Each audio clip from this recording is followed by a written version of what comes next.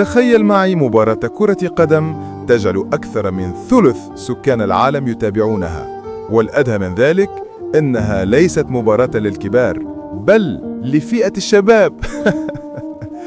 2 مليار و800 مليون مشاهد تابعوا النهائي المثير بين المغرب والأرجنتين في كأس العالم للشباب كأكثر مباراة مشاهدة في تاريخ البطولة. فما السر في هذا الرقم المهول؟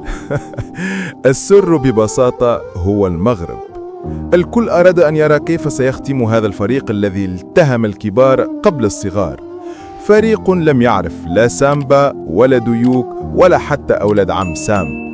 الكل أراد أن يرى هل يكون ختامها مسكا؟ وفعلا لم يخب ظن الجماهير، فالأشبال التهموا التانغو الأرجنتيني أيضا.